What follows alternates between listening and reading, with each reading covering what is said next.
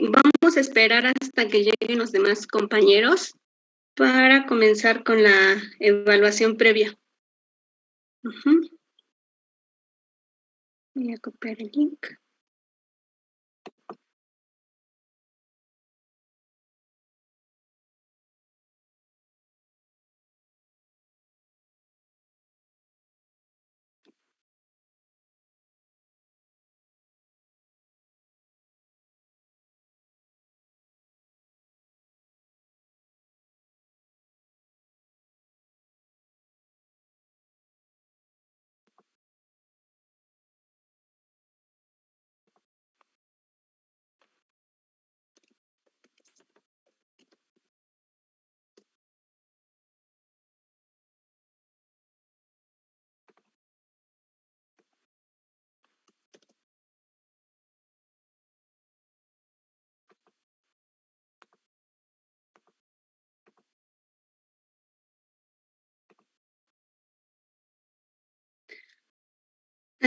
Chicos, para su examen van a necesitar calculadora para que la vayan preparando, por favor.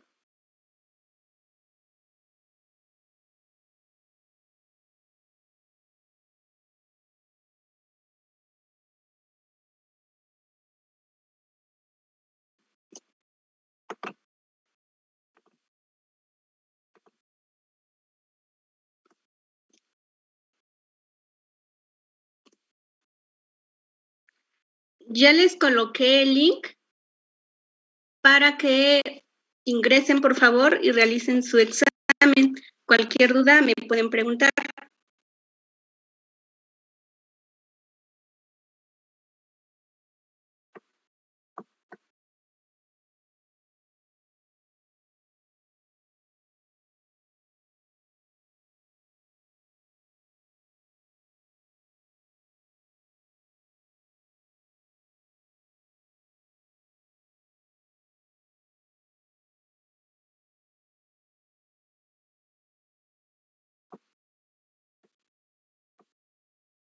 Profesora, ¿hasta qué hora tenemos para responderlo? Tenemos 10 minutos para realizar el examen previo. Son 23. Faltan 7.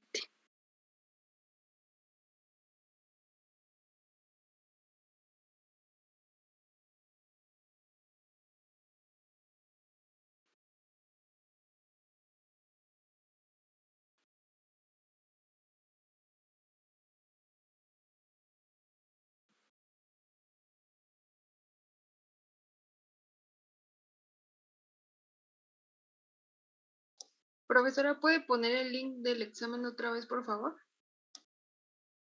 Sí.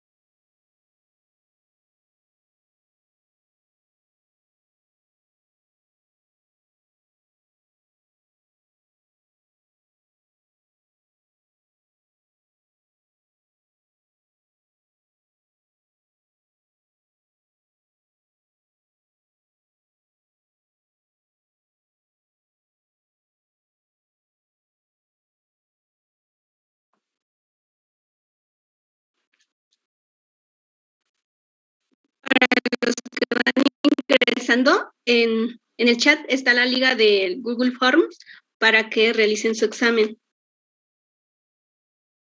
Tenemos hasta las 4:20 para concluirlo.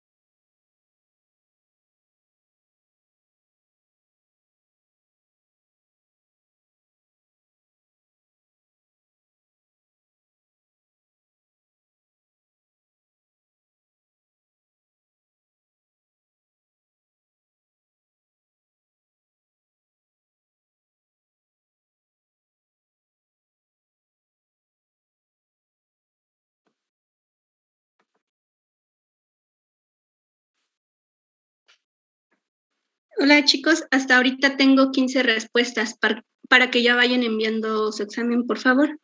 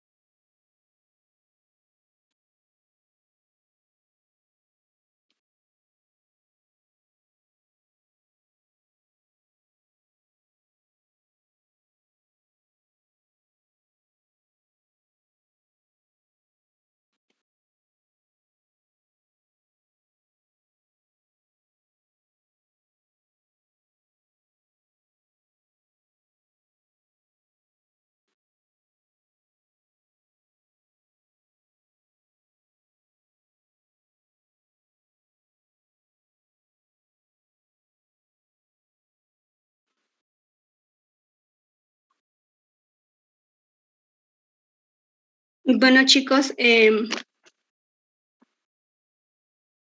por favor ya vayan enviando todo su examen. Ahora sí ya vamos a comenzar. Bueno.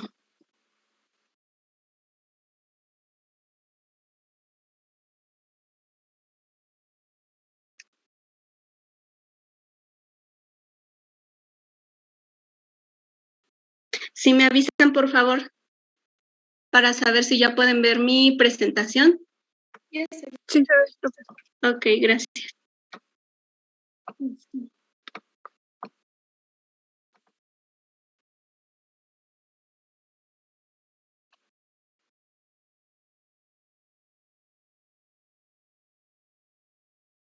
Bueno, pues hoy vamos a revisar aquellas pruebas que se realizan en la evaluación de un líquido cefalorraquídeo, correspondiente a la práctica número 4.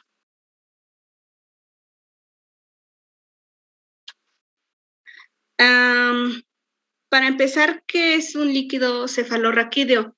¿O qué es el líquido cefalorraquídeo? Si me puedes ayudar a Andrea Nieto.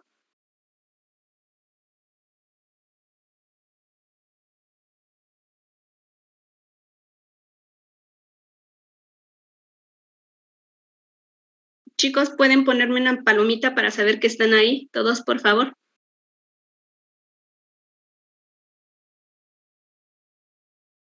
Ok, gracias. Andrés Castillo, ¿qué es el líquido cefalorraquídeo?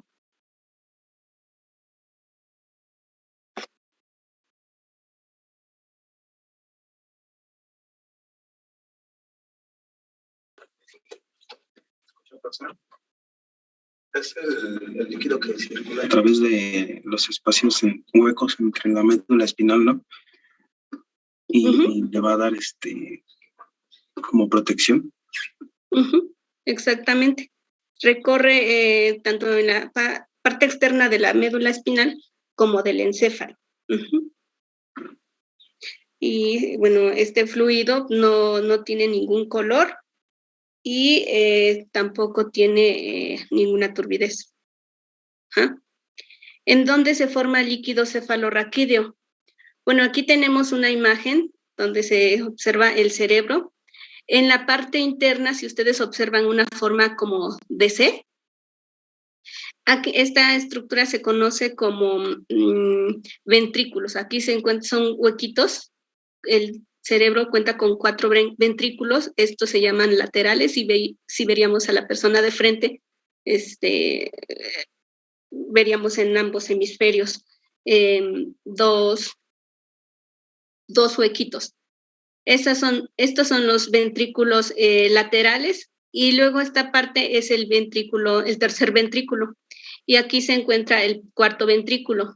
Aquí es donde se van a formar el líquido cefalorraquídeo, porque aquí hay una irrigación de vasos sanguíneos, y bueno, aquí es donde se encuentran lo que se conoce como plexos coroideos, que son estos vasos sanguíneos, y es ahí donde se va a estar filtrando el plasma para formar el líquido cefalorraquídeo.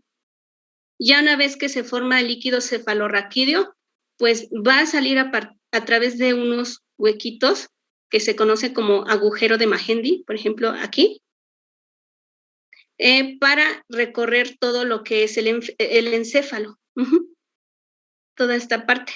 Y luego también aquí baja para recubrir lo que es la médula espinal. Luego, como también se está produciendo, pues no puede ahí estancarse, ¿no? Entonces, se filtra a través de las vellosidades subaracnoideas, y entonces ya esto, a través de las venas que se encuentran en esta parte, ya es como se vierte nuevamente al plasma. Y así es como se mantiene la presión del líquido cefalorraquídeo en el cerebro.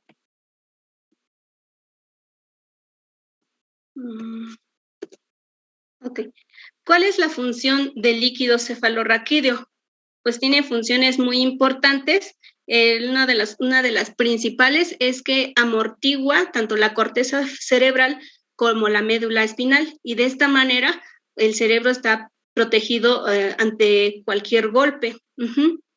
También va a proporcionar todos los nutrientes al tejido nervioso, a través de que, pues bueno, como se filtra a través de la sangre lleva los nutrientes, y ahí es donde pues va a proveer de estas sustancias. Y también, así como proporciona nutrientes, también es importante para la excreción de los productos del metabolismo del sistema nervioso central. Y bueno, también pues por lo mismo de que regula la presión, va a estar regulando también la presión arterial en esta zona. Como observamos, aquí está el cerebro y toda esta es la médula espinal.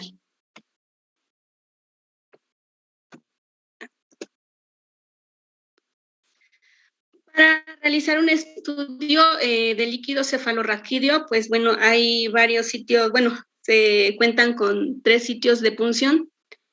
El sitio de punción que más frecuentemente se utiliza es la punción lumbar. Para esta la persona tiene que estar acostado, o a veces, bueno, se sienta, ¿no? Y entonces se punciona la parte de la médula espinal en la parte terminal. Se recomienda que se puncione entre la cuarta y la quinta vértebra de las lumbares. Y ahí es donde se tiene que introducir la aguja y obtener el líquido cefalorraquídeo. Pero también se puede introducir la aguja entre la vértebra 3 y la vértebra 4. ¿Por qué se punciona en esta zona? Bueno, es un poco más abajo de donde llega la médula espinal. Para no dañar la médula espinal, se prefiere esta zona. ¿Cuáles son los otros sitios que se deben de puncionar? Bueno, que se recomiendan o alternativos al sitio de la lumbar.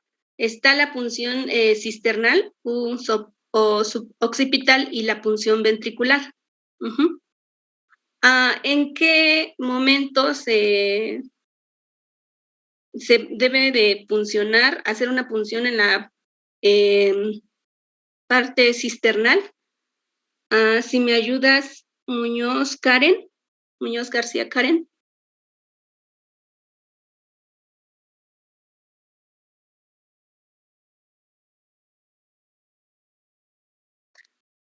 ¿Alguien que me quiera decir por qué elegiría puncionar en esta zona? Alguien alzó la mano. No logro ver quién es. Ah, es Ángeles. Adelante, por favor, Ángeles. Pues esa punción se hace, dijo la lumbar. La cisternal. ¿En qué momento voy a elegir la punción cisternal? No, creí que era lumbar.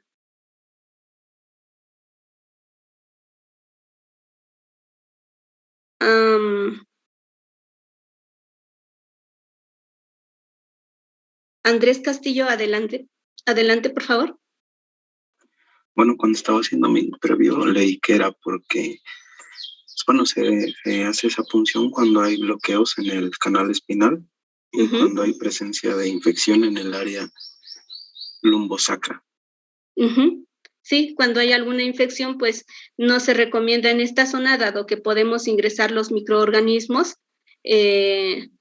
a la médula espinal. Igual si hay alguna lesión en estos huesos, pues no se recomienda y entonces se procede a realizar una punción cisternal. O en caso de que haya alguna hernia en esta zona, pues se procede entonces con la punción ventricular. Aquí en la punción ventricular ya es ingresar directamente a los ventrículos, atravesar el cráneo y entonces hacer esta punción. Pero de primera elección va a estar la punción lumbar. ¿Dudas hasta aquí? Yo tengo una pregunta. Adelante. ¿Duele? ¿Mande? ¿La punción duele? Sí, sí duele. Sí duele y por eso se utiliza una anestesia antes de realizar la punción.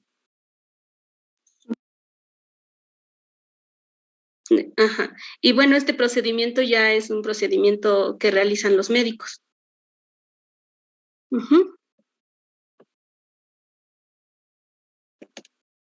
Bueno, ¿en qué situaciones se recomienda realizar una toma de líquido cefalorraquídeo?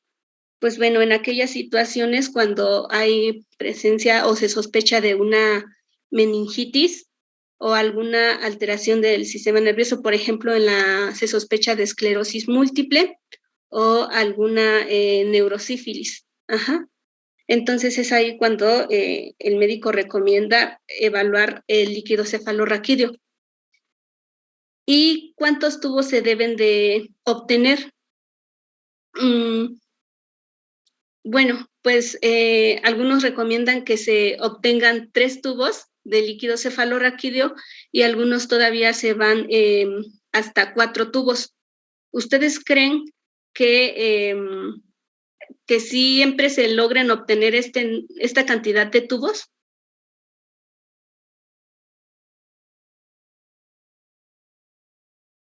Adelante, Mariana. Yo considero que no, porque igual depende pues de la persona que se vaya a hacer, a lo mejor también de la edad no vamos a tener el mismo líquido cefalorraquídeo de un bebé que al de una persona adulta. Exactamente. Sí, va a depender mucho de la edad de la persona.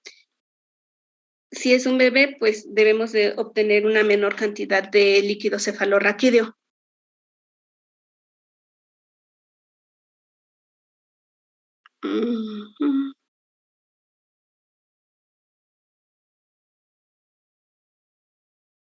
Un momentito, chicos.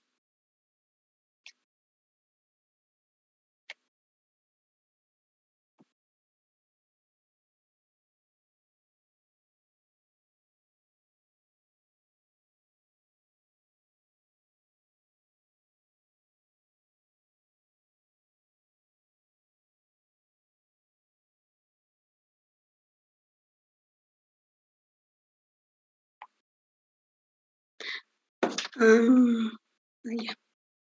Miranda nada.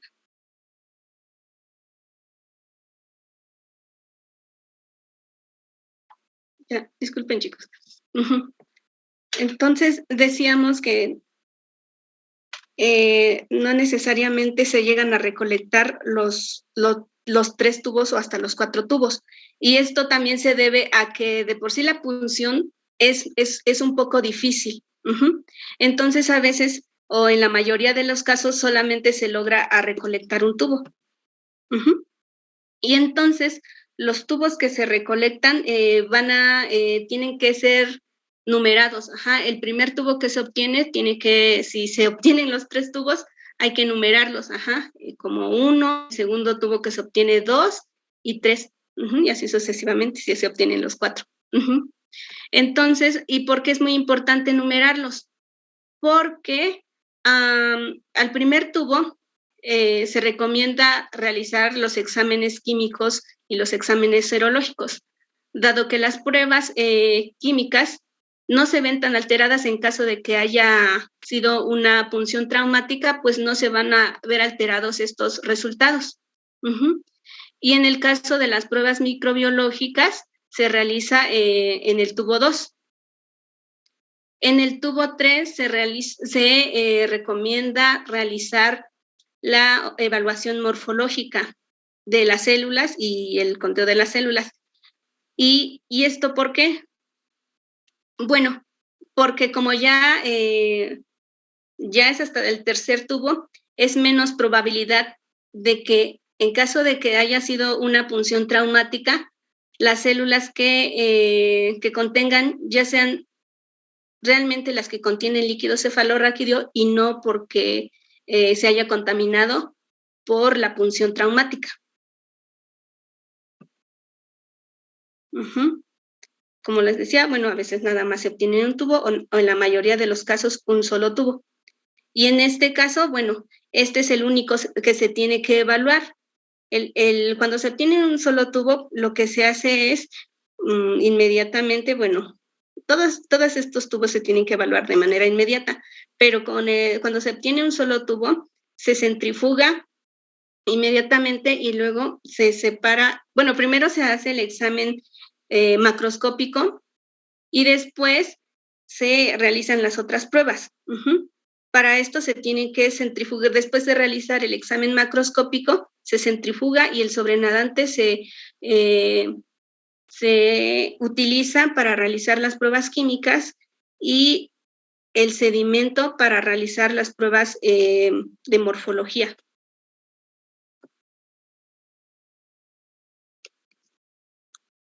¿Cuáles son los estudios que se realizan en el líquido cefalorraquídeo? Pues bueno, comprenden de 3 exámenes. Está el físico, el microscópico y el examen químico. El examen físico se evalúa el aspecto, el color, la densidad y el pH. Y en el examen microscópico se cuentan los números de leucocitos o de todas las células nucleadas que existen en el líquido. Y después se realiza un conteo diferencial de todas las células nucleadas que se encuentran. En el examen químico se va a realizar la determinación de glucosa, de cloro y de proteínas. La glucosa que se encuentra en el líquido cefalorraquídeo, la presencia de glucosa en el líquido cefalorraquídeo se conoce como glucorraquia. Y la presencia de proteínas en líquido cefalorraquídeo se conoce como proteinorraquia.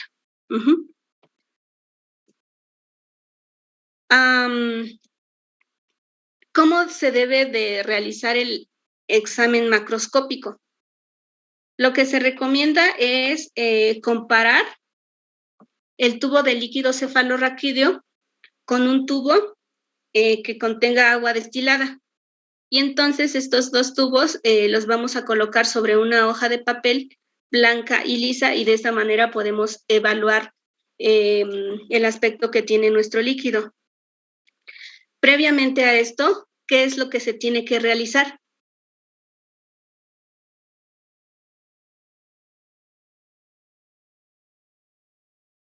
Muchachos, previamente a comenzar a... ¿Mande? La homogenización. Exactamente. Antes, previamente tenemos que homogenizar. Ahora, ¿cuál es el aspecto y el color de un líquido cefalorraquídeo normal? Transparente e incoloro. Así es.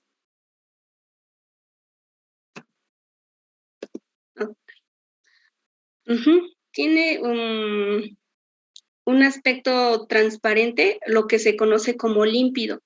No tiene ningún color. A esto se le conoce como agua de roca. Ajá, está completamente límpido. ¿Qué pasa en el aspecto? A veces también llega a verse turbio o lechoso. ¿Y qué es lo que nos indica esta parte? Bueno, cuando encontramos una muestra turbia o lechosa, nos puede indicar que hay presencia de proteínas o presencia de lípidos o presencia de microorganismos que provoquen esta turbidez. Y en caso, puede ser una turbidez ligera o una turbidez un poco más intensa. Esto va a depender de la cantidad de microorganismos o de proteínas que se encuentran suspendidas. En caso de, por ejemplo, una meningitis, en una meningitis aguda vamos a obtener un color turbio o lechoso, pero cuando la meningitis ya es crónica, ya el aspecto se torna purulento. También podemos llegar a verlo opalescente, y esto por la presencia de leucocitos en la muestra. Y también puede llegarse a coagular en caso de que haya presencia de proteínas en la muestra, de fibrinógeno. En el caso del color, bueno, cuando hay una punción traumática, ¿de qué color se observa la muestra? ¿Roja? Sí, se observa roja.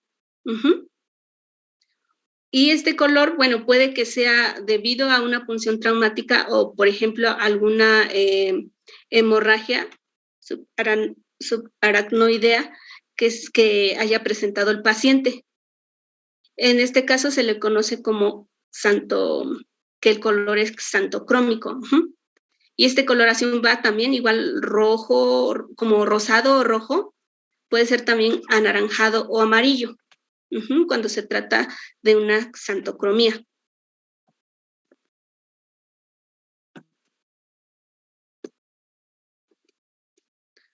Así es como se llega a observar un líquido cefalorraquídeo normal. Si observan, es completamente transparente. Aquí sí se lograron obtener los 3 tubos. Así es como lo llegamos a observar.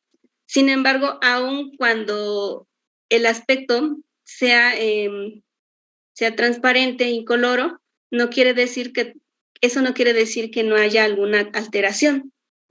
Por eso hay que hacer todas las demás pruebas. Ahora bien,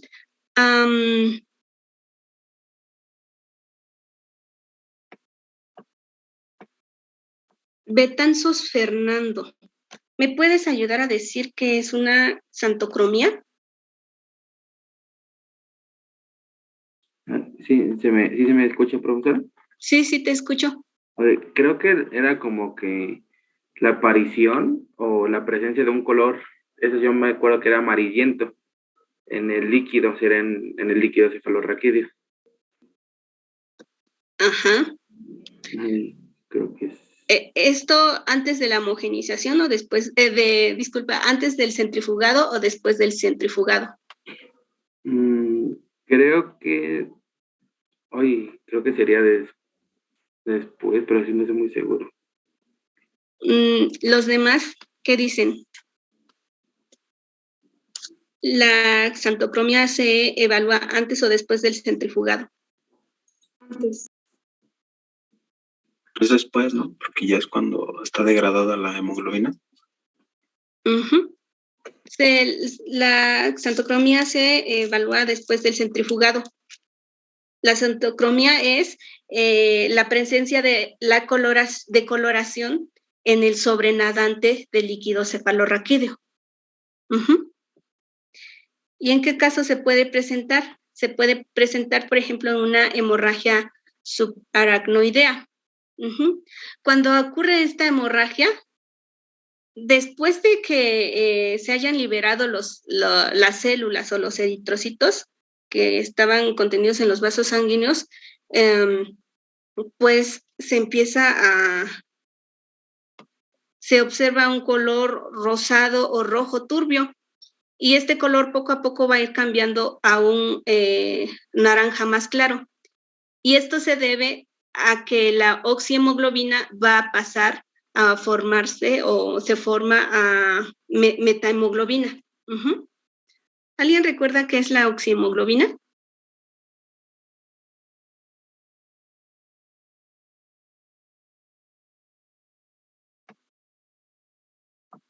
Chicos. Es cuando está unido a un oxígeno, ¿no? Es cuando es la hemoglobina, es cuando el hierro se encuentra en su estado ferroso, o sea, hierro 2 más. Y es así como se encuentra dentro del eritrocito para transportar al oxígeno. Y ya se oxida a metahemoglobina, que el hierro, bueno, se encuentra como hierro férrico. Bueno, después de que haya pasado después de que se haya formado la metahemoglobina, a partir de las 12 horas se empieza a tornar de un color amarillento, y este color amarillento se debe a la formación de la bilirrubina, es decir, que la metahemoglobina ya se está degradando, y se ve de este color. Cuando nosotros obtenemos cuando se obtiene una muestra, puede llegar a presentar este color amarillento, pero si, por ejemplo, la hemorragia ha sido reciente, pues todavía se puede observar un color naranja. Entonces, pues debemos de diferenciar bien si se trata de una punción traumática o se debe a una xantocromía. ¿Y cómo se tiene que realizar esta diferenciación? Pues bueno, hay 2 formas de realizarla. En caso de que se obtengan los 3 tubos, vamos a notar que conforme se van llenando, el otro tubo, poco a poco la tonalidad va a ir bajando.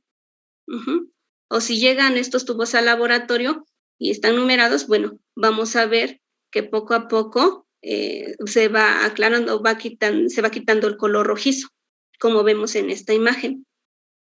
O en caso de que nada más nos llegue un tubo y se ve rojiza, ¿qué es lo que tenemos que hacer? Bueno, pues se tiene que centrifugar. Después del centrifugado, si se trata de una punción traumática, el sobrenadante tiene que ser incoloro. Y si se trata de una xantocromía, el sobrenadante pues va a seguir conservando el color amarillento. O el color rojizo. ¿Hasta aquí tienen alguna duda?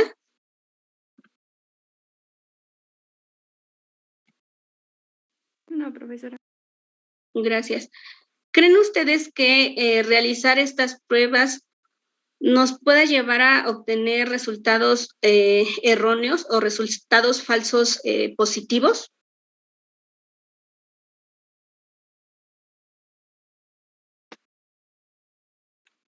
Por ejemplo, puede que ustedes creen que si aún después de que yo centrifugue la muestra obtenida por una punción traumática, puedo llegar a observar un sobrenadante rojizo.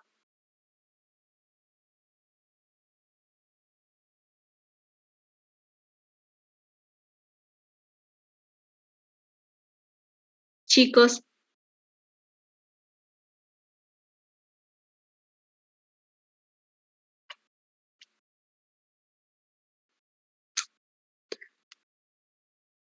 Bueno, pues sí llegan a llegar a presentarse falsos positivos, y esto es cuando la muestra se analiza después de 1 hora que se obtuvo la muestra.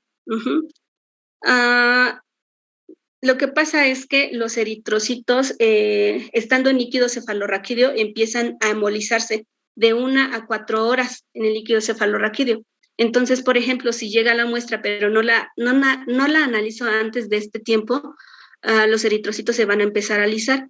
Y aunque cuando yo centrifugue, pues la liberación de la hemoglobina ya se va a encontrar en el sobrenadante y no me va a permitir distinguir si se trata de una xantocromía o por una punción traumática. Por eso la importancia de evaluar la muestra tan luego como llegue al laboratorio. ¿Hasta aquí tienen alguna duda? No, profesora. Ok. Perdón, yo sí. Adelante. Después de centrifugar, sí, bueno, aún puede presentar un color rojo o ya directamente también un color amarillo en caso de una xantocromía. O te tendría que esperar como las 12 horas para que se pueda observar un color amarillo. Este color amarillo o el rosa ya va a depender de en qué momento o fue provocada la hemorragia subaracnoidea. Si tan luego como obtengo la muestra, la centrifugo y la veo amarilla, puede que la hemorragia ya lleva tiempo en que se haya formado, ya ocurrió hace más de 12 horas. Y si se observa un naranja un poco más claro, pues nos puede indicar que posiblemente la hemorragia ocurrió hace menos de 12 horas. Ok, ya entendí. Gracias. ¿Sí? Ok.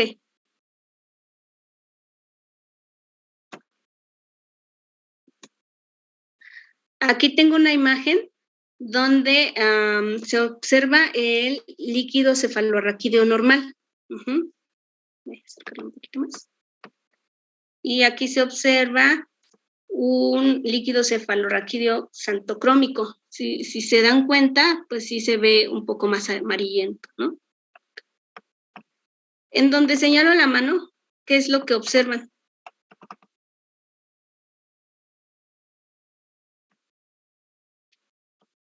¿Qué observan en el? ¿Está hemolizado? Es una muestra hemolizada. Y en el último tubo, ¿cómo observan? Turbio. Pues turbidez. Ajá, así es como se observa una turbidez. Okay.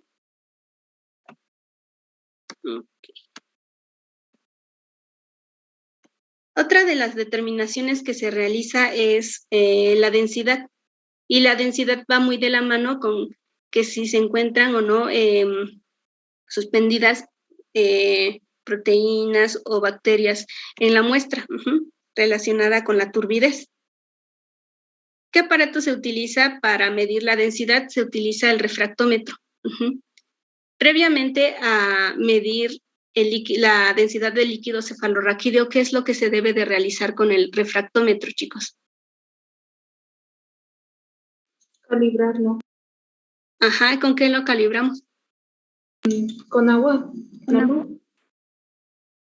Se debe de calibrar con agua destilada y dejar la calibración o calibrarla a la marca de 0.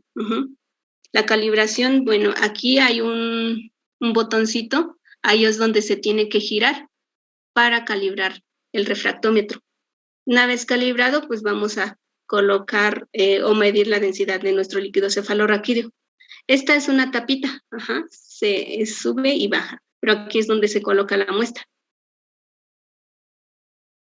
Ok.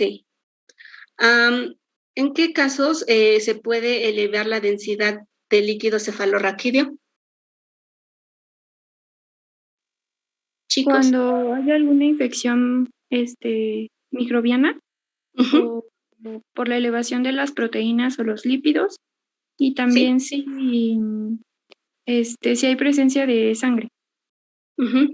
Es ahí donde se puede elevar la densidad. ¿Y el pH? ¿Cómo vamos a medir el pH? Bueno, vamos a utilizar tiras, unas tiritas, como estas que están aquí.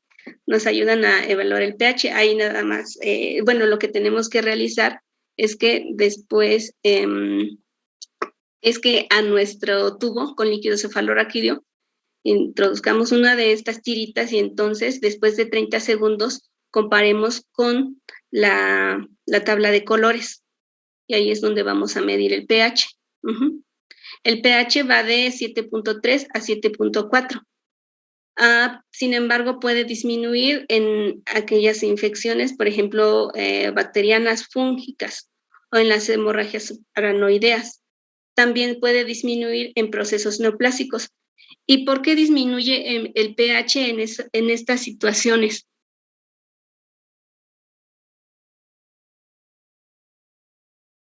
Chicos.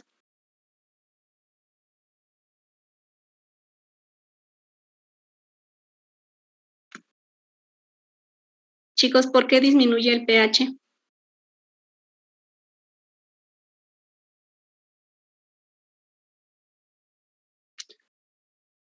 Bueno, el pH disminuye.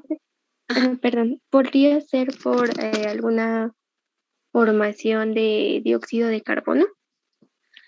Por ejemplo, en meningitis bacteriana, que alguna bacteria lo produzca y pues nos cause que el pH se vuelva como más básico en ese aspecto. Más básico. Tiende a disminuir esto porque el metabolismo de la glucosa, que las bacterias empiezan a consumir la glucosa, empieza a disminuir el pH. También en el caso de las hemorragias subaracnoideas, pues hay una liberación de las células de la sangre y empiezan a metabolizar la glucosa y disminuye el pH, al igual que en los procesos neoplásicos. Y esto va relacionado con que si disminuye el pH, también disminuye la glucosa.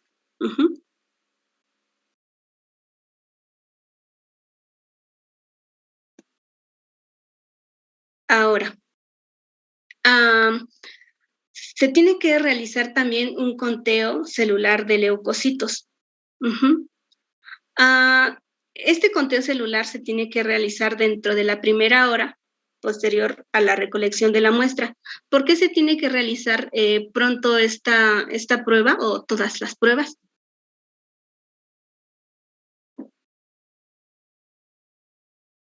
¿Por qué, chicos?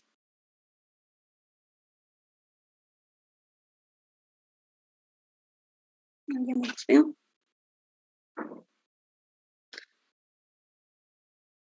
A ver. López González Rubén. ¿Por qué debo realizar el conteo de leucocitos tan pronto como sea posible?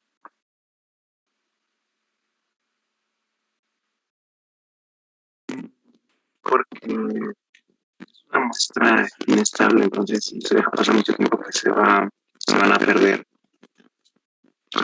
las células y ya no va a ser un conteo confiable. ¿Y por qué se perderían?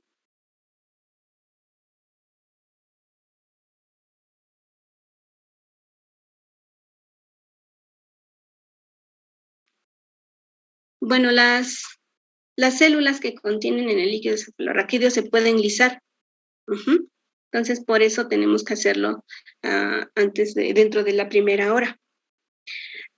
¿Qué es lo que se recomienda realizar primero?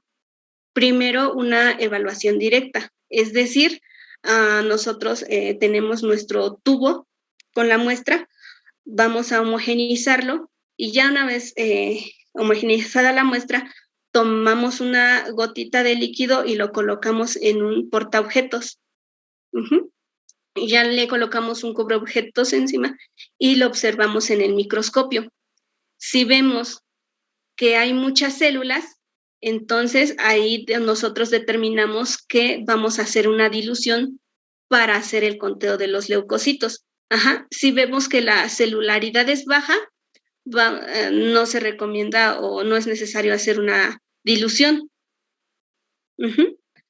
La dilución que se recomienda realizar es hasta 1 a 10. Esa es la dilución que se recomienda para los leucocitos. Entonces, ya una vez que determinamos si realizamos o no la dilución, empezamos a hacer el conteo.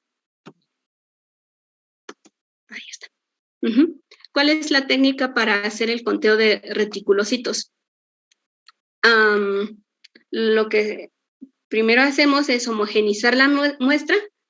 Ya una vez que homogenicemos la muestra, llenamos la cámara de Neubauer.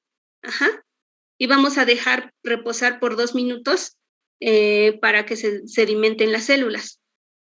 Y después vamos a realizar el conteo utilizando el objetivo de 10X del microscopio óptico.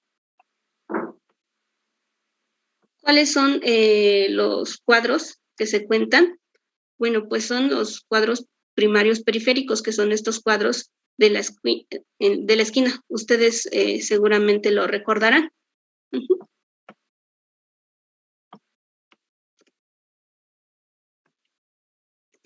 Ahí está. Aquí les puse un ejemplo. Resulta que después de observar o hacer el examen directo, pues se observó una gran cantidad de células y entonces se decidió hacer una dilución. La dilución se puede hacer con solución salina fisiológica o con líquido de Tur o solución o reactivo de Tur, en caso de que haya eritrocitos, ¿no? La solución de Tur lo que va a hacer es utilizar estos eritrocitos y entonces nada más vamos a poder ver a las células nucleadas. En este caso, pues se hizo una dilución colocando 225 microlitros de solución salina fisiológica a 0.9% y 25 microlitros de muestra. Cuando se realizó el conteo en los 4 cuadros primarios periféricos, se contaron 257 células. ¿Sí me pueden ayudar a determinar en total la cantidad de células por microlitro que hay? Por favor. Sí.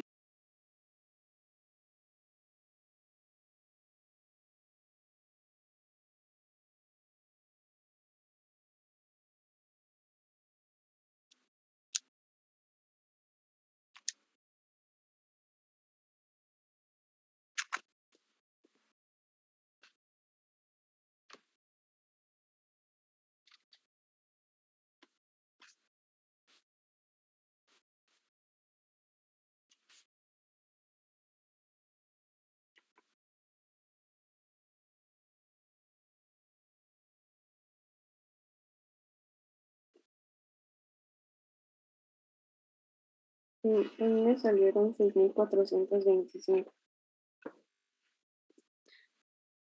¿Cuánto? ¿Sí puedes hablar un poquito más fuerte, por favor? Sí, 6.425. ¿A todos les salió el mismo resultado? Sí, 6.425. Ok.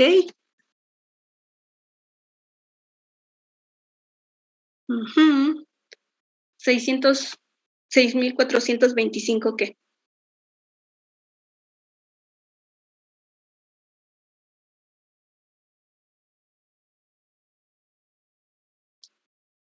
Linfocitos entre microlitro. Leucocitos por microlitro. Ok.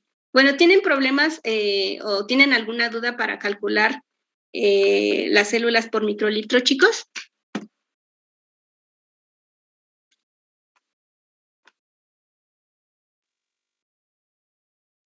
No. ¿No? Bueno. Pues entonces pasemos a la siguiente diapositiva.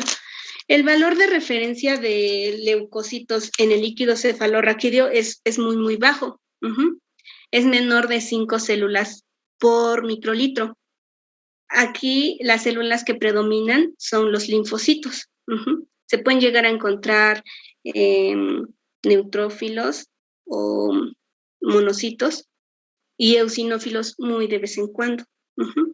Pero estas son las que normalmente se van a encontrar. Cuando hay un aumento de células por microlitro, se conoce como pleocitosis. Y esto se puede deber a infecciones, ya sea virales, bacterianas, micóticas o también infecciones parasitarias, o en el caso de alergias, o en el caso de algunas neoplasias, que haya infiltración al sistema nervioso central, por ejemplo, una médula ósea o algún linfoma. También se llegan a encontrar aumento de células o de leucocitos en el caso de esclerosis múltiple y en las hemorragias por la liberación de las células sanguíneas en el líquido cefalorraquídeo o por algún traumatismo, y también en el síndrome de Guillain-Barré.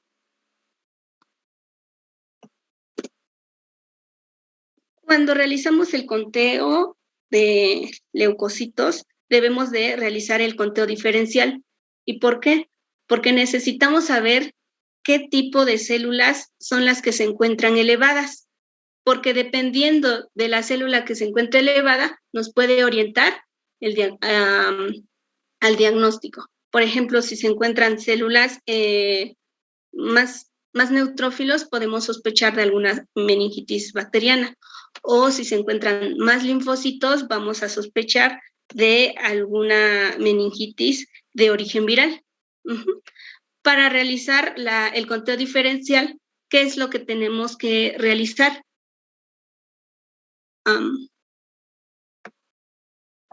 Regina Velázquez, ¿qué es lo que debo realizar para hacer el conteo diferencial? ¿De reactivos?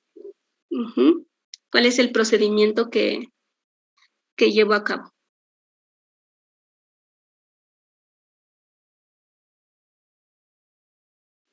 Pues se utiliza la tinción de Wright para realizar el conteo. Bueno, serían los pasos para la tinción de Wright. Sí. Recuerden que para hacer el conteo de leucocitos por microlitro utilizamos la muestra homogenizada. Ahora lo que debemos hacer es centrifugar el líquido cefalorraquídeo a 2000 revoluciones por 5 minutos. Y después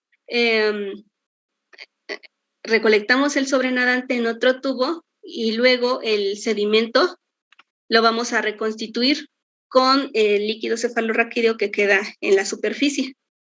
Y después de haberlo reconstituido, vamos a colocar una gota en el sedimento, en un portaobjetos, y vamos a dejar que se seque el líquido cefalorraquídeo. Ya una vez que esté seco nuestro portaobjetos, vamos a teñirlo con el colorante de Wright. Una vez teñido, vamos a observar en el microscopio óptico a 100X y vamos a realizar el conteo diferencial contando 100 células. Aquí es importante recordarles que se deben de contar todas las células nucleadas que se encuentren.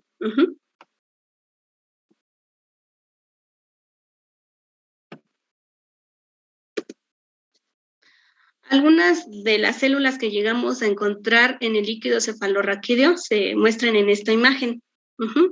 Me van a ayudar a identificarlas. Vamos a empezar con Miranda Nava. Miranda Nava, la célula que se encuentra o señalada con la letra A, ¿de qué se trata? ¿O qué célula es? ¿Es un neutrófilo? Es un neutrófilo segmentado. Está fácil identificarla. A Muñiz Palma, esta célula que estoy señalando, ¿qué célula es?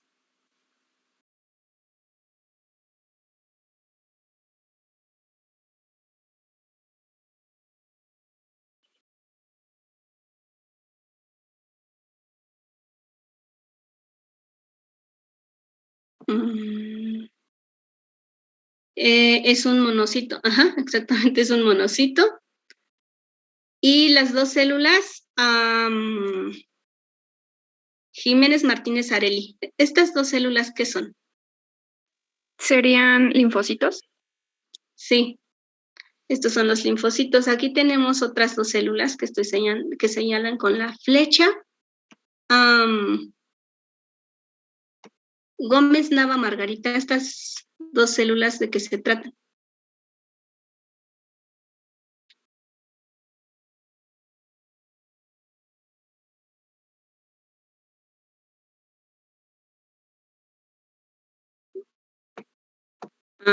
Valerio Vidal. ¿Son eosinófilos? Sí, sí son eosinófilos.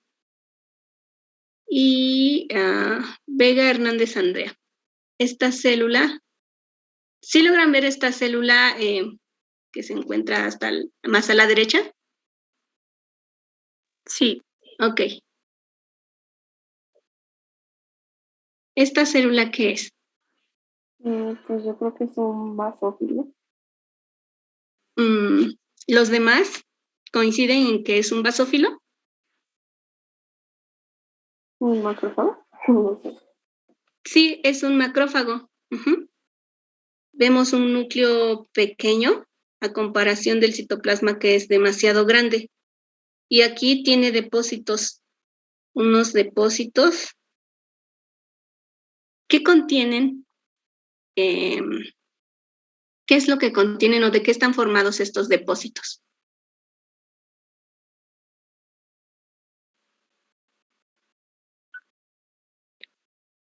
Los macrófagos se llegan a encontrar en el caso, por ejemplo, de una hemorragia subaracnoidea.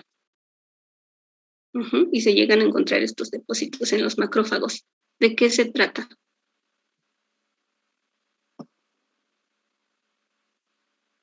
Pues es el depósito de hierro. Y aquí tenemos también otras células. Pérez Mosqueda Mónica. Estas células, ¿qué son?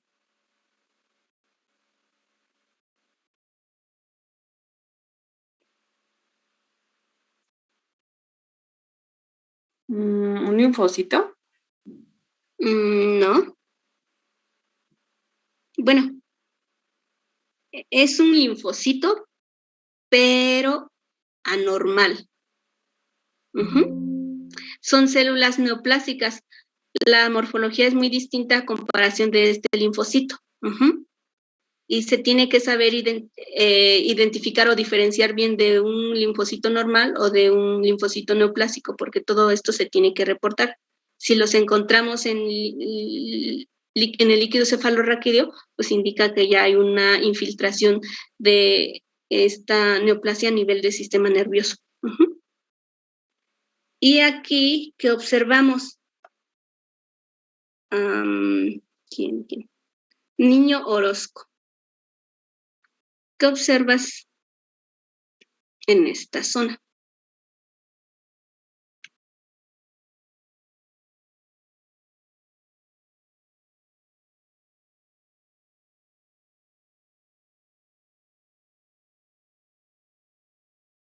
José Javier. Que las células están destruidas. No están destruidas. Han cambiado su forma. Tienen vacuolas y dentro de las vacuolas hay bacterias, hay unos bacilos.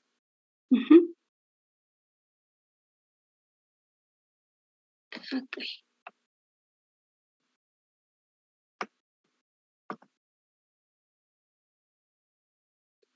¿Tienen alguna duda hasta aquí? No, profesor. Ok.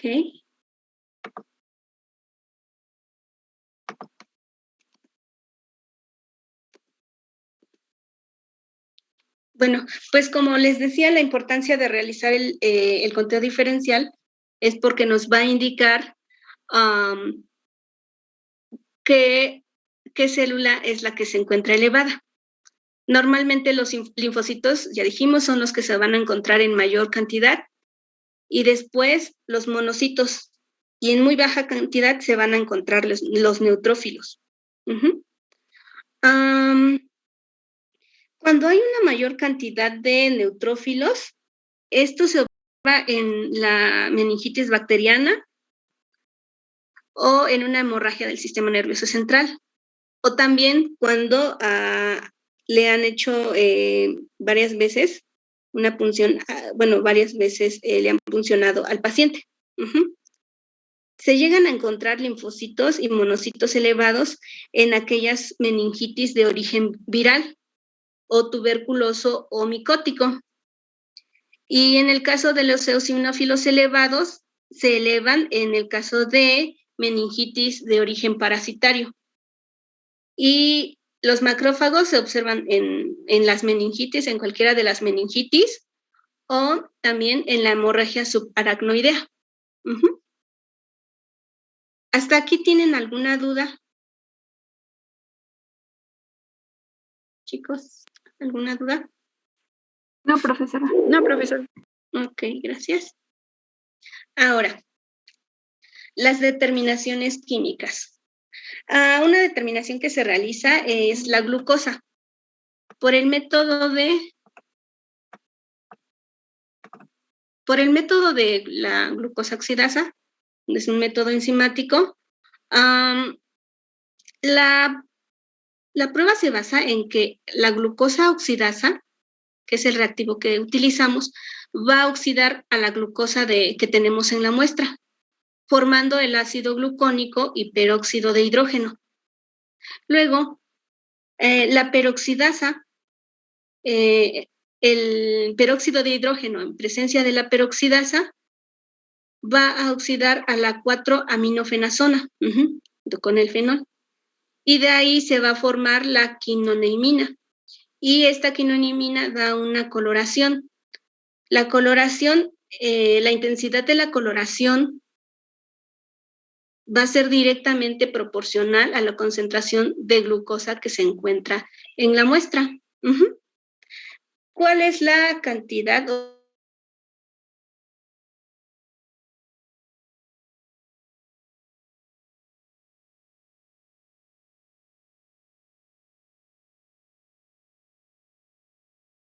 Ya no se le escucha.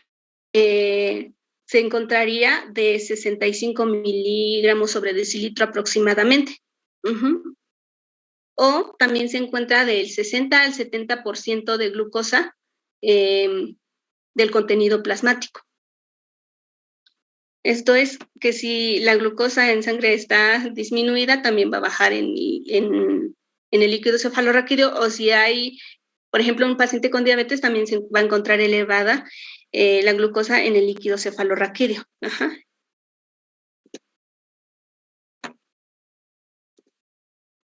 ¿Cuál es la técnica que utilizamos para realizar la cuantificación de glucosa? Pues necesitamos pipetear en dos tubos de ensayo el reactivo. Vamos a realizar un patrón y la muestra. Al patrón le vamos a agregar el reactivo un mililitro y 10 microlitros del patrón que nos da el fabricante. Y a la muestra le agregamos 1 mililitro de reactivo y 10 microlitros de muestra. Ya que tengamos nuestros tubos, se mezclan y se incuban a 37 grados centígrados o también a 30 minutos incubando a temperatura ambiente. Y vamos a leer la absorbancia a 505 nanómetros de longitud de onda. Es muy importante que, realicemos la lectura en menos de 30 minutos porque la coloración es estable en este tiempo. El cálculo que utilizamos es la absorbancia de la muestra entre la absorbancia del patrón por la concentración del patrón que nos da el fabricante. En este caso es de 100 miligramos sobre decilitro. Ahora bien, ¿en qué situaciones se puede encontrar alterada la concentración de glucosa en el líquido cefalorraquídeo? Se encuentra disminuida en las meningitis bacteriana. Aquí, por ejemplo, cuando se trata de una meningitis bacteriana y la glucosa está disminuida, la podemos relacionar con un aumento de neutrófilos. Por eso realizamos el diferencial.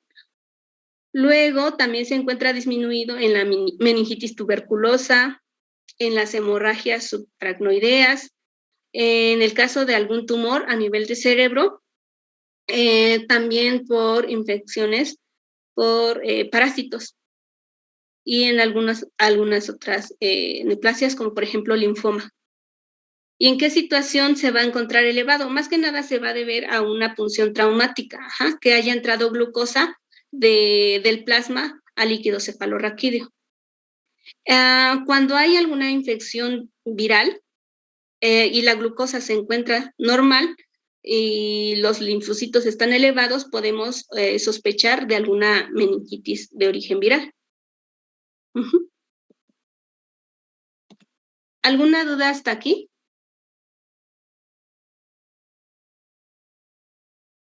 Yo tengo una pregunta. Lo que pasa es que en el manual venía sobre si un paciente va a tener, tiene hiperglucemia, se deben de registrar valores de 60 miligramos entre mililitros. A eso no lo entendí por qué. Aquí. Ajá.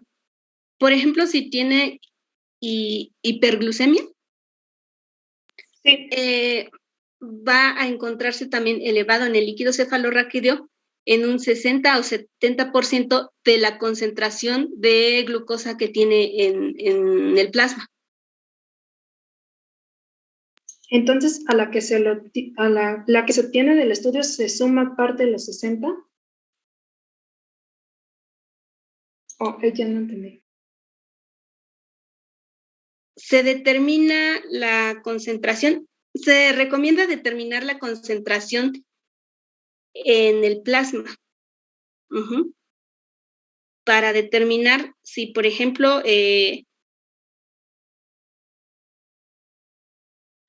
cuando, en este caso acá, hablábamos, si se encuentra disminuida, por ejemplo, en el líquido cefalorraquídeo, pero se encuentra normal el plasma, podemos pensar en una infección.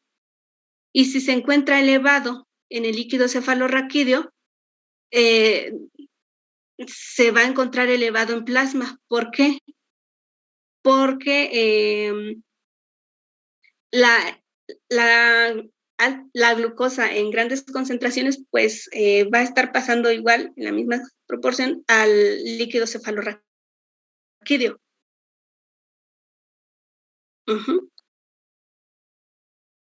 Okay. ¿Sí me entendiste? Sí.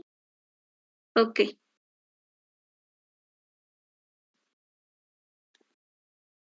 También se realiza la determinación de forma cualitativa de proteínas. Más que nada estos métodos como el de non-appel, el de Ross-Jones y el de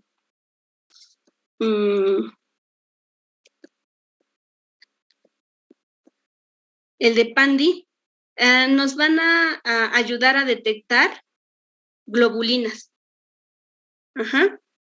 ¿Qué pasa?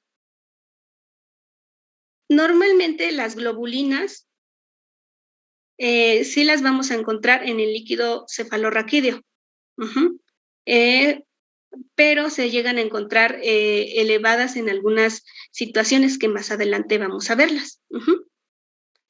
Para realizar la determinación por el método de non-appel, necesitamos una solución saturada de sulfato de amonio. En un tubo vamos a colocar 0.5 mililitros de esta solución y le vamos a agregar 0.5 mililitros de líquido cefalorraquídeo. Ya después vamos a agitar y vamos a dejar reposar por 3 minutos. Y después de este tiempo hay que leer. Si el resultado, si nosotros observamos que después de este tiempo la mezcla no cambió de aspecto, se considera como una reacción negativa. Y eso nos estaría indicando que la concentración de globulinas es normal. Luego, si ya empezamos a ver una opalinidad o una turbidez así muy bajita, se califica como una reacción positiva y se reporta como una cruz.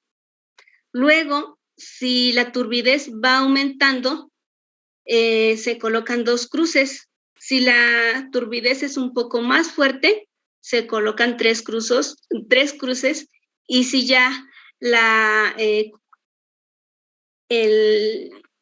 muestra ya es lechosa, ya es demasiado turbia, se colocan 3 cruces. Como es cualitativa, pues solamente se van a representar por cruces.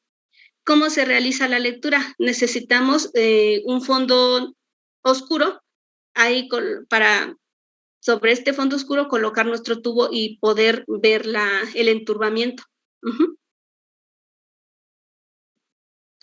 La prueba de Ross-Jones. En esta prueba también utilizamos la solución saturada de sulfato de amonio. Aquí vamos a colocar 1 mililitro y vamos a utilizar 0.5 mililitros de líquido cefalorraquídeo. Nosotros al colocar el líquido cefalorraquídeo debe ser dispensado por la pared del tubo y tener cuidado de que solamente quede en la parte superior. Después vamos a leer. Esta lectura tiene que ser antes de los 2 minutos. Y aquí lo que vamos a observar ya no es la turbidez, sino que vamos a observar un anillo blanquecino justo en la parte donde hace contacto la muestra con el reactivo. Se va a observar un anillo blanquecino en caso de que la reacción sea positiva. Si no se forma ningún anillo, quiere decir que la concentración de estas proteínas se encuentra normal. Y al igual que la anterior, pues, se realiza la lectura sobre un fondo oscuro y se va a reportar en cruces, dependiendo si el anillo blanquecino la turbidez es muy bajita, una cruz. Si poco a poco va aumentando, pues sí, hasta que vemos un enturbamiento lechoso, vamos a reportar como de 4 cruces.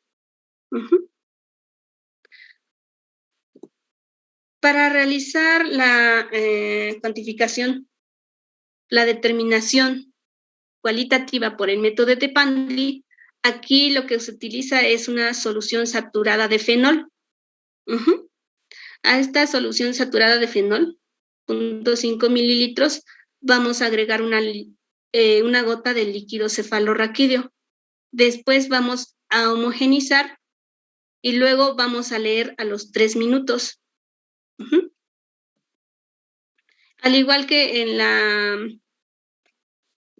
la primera, vamos a utilizar un fondo negro para leerlos. Igual se tiene que reportar dependiendo de la turbidez de nuestra solución o de nuestra mezcla, vamos a reportar como de 1 cruz hasta 4 cruces, dependiendo de la intensidad. Cuando da una reacción positiva, pues bueno, vamos a pensar que hay un aumento en las inmunoglobulinas. ¿Y en qué situaciones pueden aumentar las inmunoglobulinas en el líquido cefalorraquídeo? Bueno, pues puede que se deba a que aumente su concentración en líquido cefalorraquídeo porque hay un aumento en el plasma. También se puede deber a que haya un aumento de la permeabilidad de la barrera hematoencefálica. O también que haya un aumento en la síntesis intracraneal. Esto por algún trastorno inflamatorio del sistema nervioso central. Para conocer cuál es la causa de este aumento de inmunoglobulinas, se tiene que realizar la cuantificación, o sea, una determinación cuantitativa de las inmunoglobulinas. Y luego existen varias fórmulas para determinar que se debe a un aumento en el plasma o porque haya algún aumento de la permeabilidad de la barrera hematoencefálica.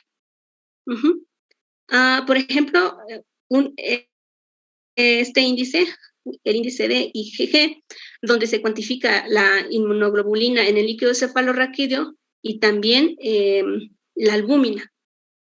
Aquí lo que se determina es que si tiene la concentración de IgG en el líquido cefalorraquídeo está elevada, a la vez que también está elevada la albúmina en el líquido cefalorraquídeo, pues podemos pensar que hay alguna permeabilidad en la barrera hematoencefálica. Pero si solamente está elevada la IgG, podremos pensar que hay un aumento en la producción de manera intracraneal. ¿Y esto por qué? Pues porque, bueno, en el caso de algunos trastornos inflamatorios entran algunas células, las células que producen las inmunoglobulinas, y dentro empiezan a producir estas células y se puede llegar a aumentar las IgGs dentro.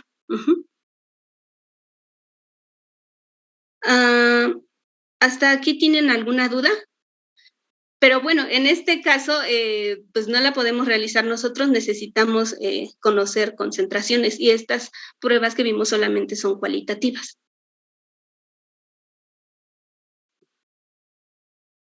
¿Hasta aquí tienen alguna duda?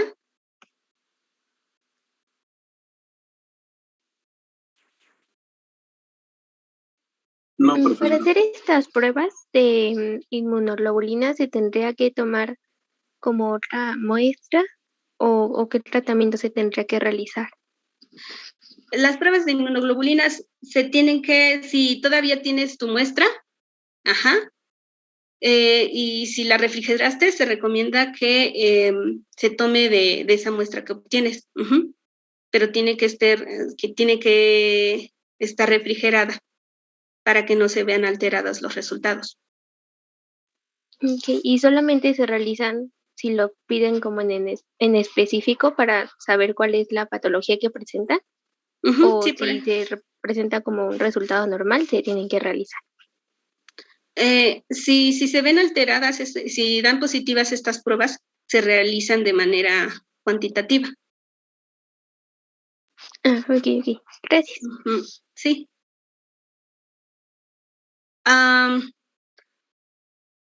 La determinación cuantitativa de proteínas. Normalmente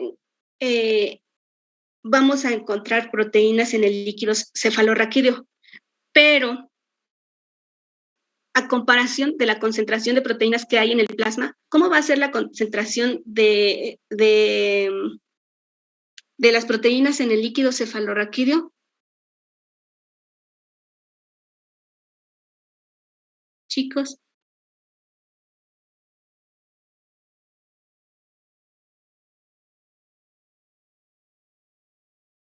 En el líquido cefalorraquídeo va a haber una concentración muy baja de proteínas a comparación de la cantidad que hay en el plasma. Esto debido, pues bueno, a que tenemos la barrera hematoencefálica que no va a dejar pasar gran cantidad de proteínas. Para realizar la determinación de manera cuantitativa de proteínas, utilizando el método de rojo de pirogalol, bueno, esta técnica se basa en que la proteína que se encuentra en nuestra muestra en presencia del complejo rojo de pirogalol molibdeno, se forma un complejo proteína rojo pirogalol molibdeno. Este complejo va a tener una coloración, y la coloración va a ser directamente proporcional a la concentración de proteínas que hay en nuestra muestra. La técnica que se emplea es la siguiente. Aquí, pues bueno, la absorbancia se mide en el espectrofotómetro. hay que dejar hacer nuestra absorbancia con el blanco de reactivo. Y luego en 2 tubos vamos a pipetear el reactivo. El tubo para el patrón y para la muestra. Vamos a pipetear 1 mililitro del reactivo. En el patrón vamos a colocar 20 microlitros y en la muestra 20 microlitros de muestra. Después 5 minutos a 37 grados centígrados o también 10 minutos a temperatura ambiente. Y luego estos tubos los vamos a leer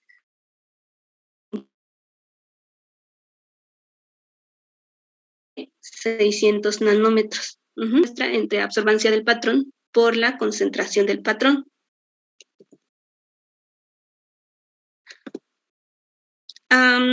La presencia de proteínas, bueno, la proteína que se encuentra en el líquido cefalorraquídeo se conoce como proteinorraquia. Cuando obtenemos una punción lubar, bueno, obtenemos, o normalmente se tiene una concentración de 15 a 40 miligramos sobre decilitro en adultos y es un poco más alta en neonatos. ¿Por qué es más alta en neonatos, chicos?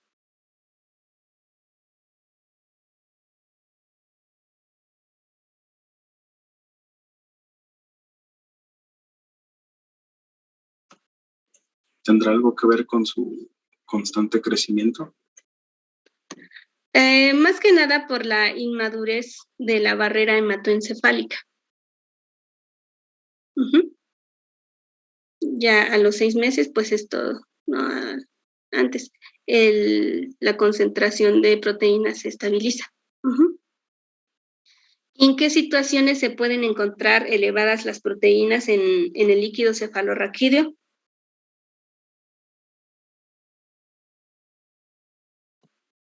Bueno, se van a encontrar... adelante. Igual en infecciones, pero también se podría deber a pues alguna patología que afecte la barrera hematoencefálica. Sí. Por ejemplo, en el caso de esclerosis múltiple, podría ser. Sí, estos son procesos neurodegenerativos, porque hay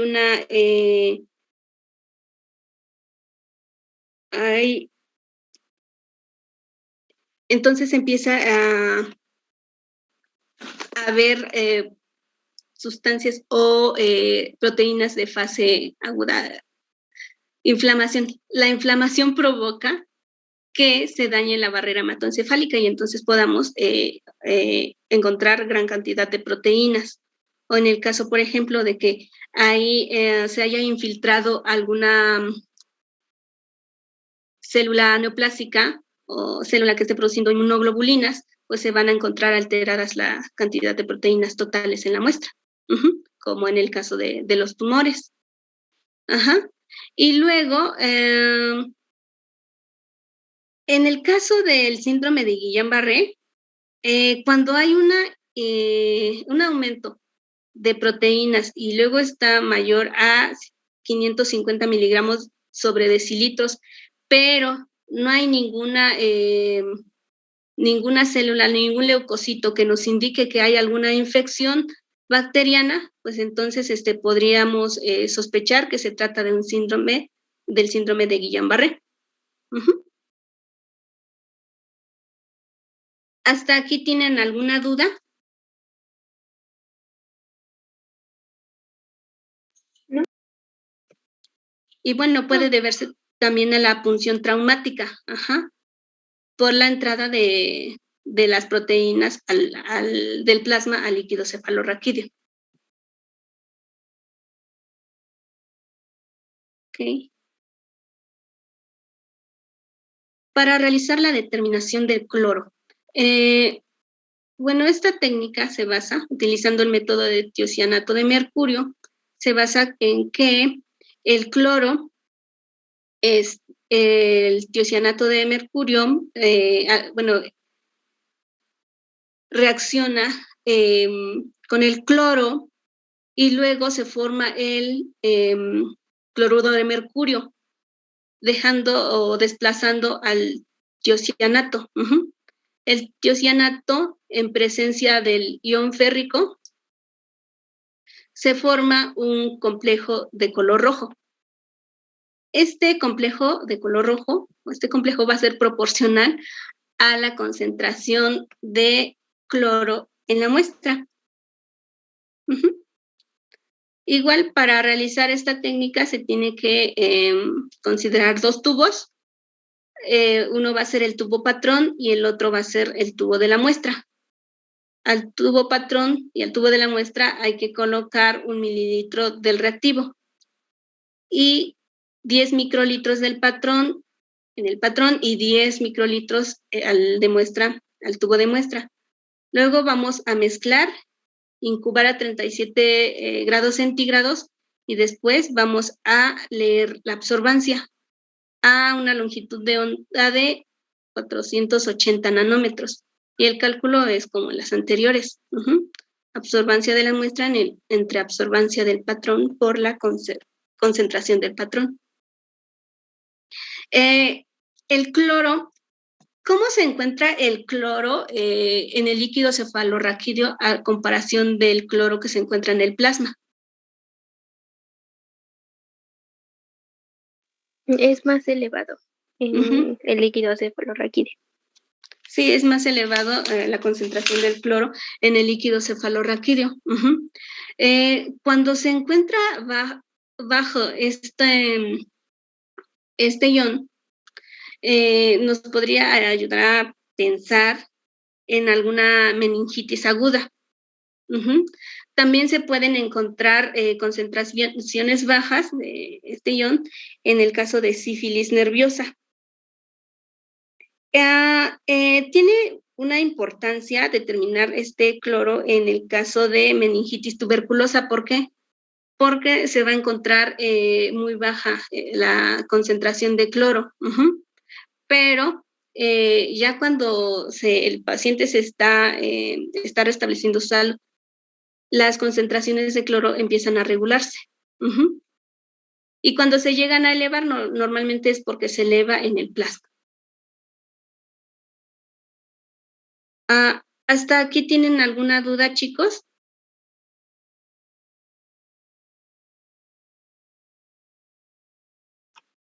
No, profesora. No. Ok. Bueno.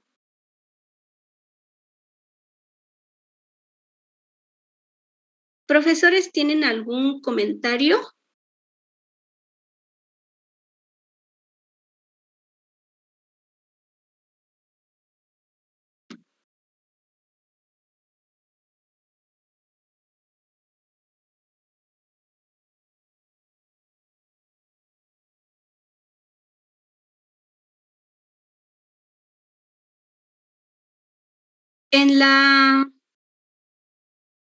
En Google Classroom, chicos, subí los datos para realizar los ejercicios correspondientes a esta práctica.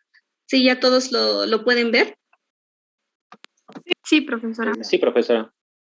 Ok, entonces comencemos con realizar los ejercicios, por favor.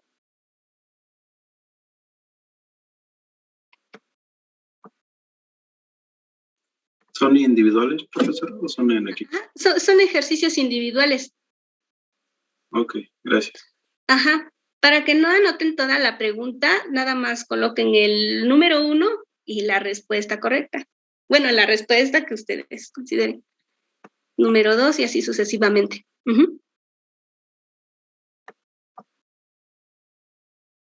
Maestra. ¿Sí? Yo tengo un problema. Lo que pasa es que mi drive, ya agoté el almacenamiento. Entonces, en la mañana me sucedió que quise subir una tarea para otra clase y ya no me dejó. No sé si le puedo enviar mi trabajo por mensaje privado o por correo. Ok.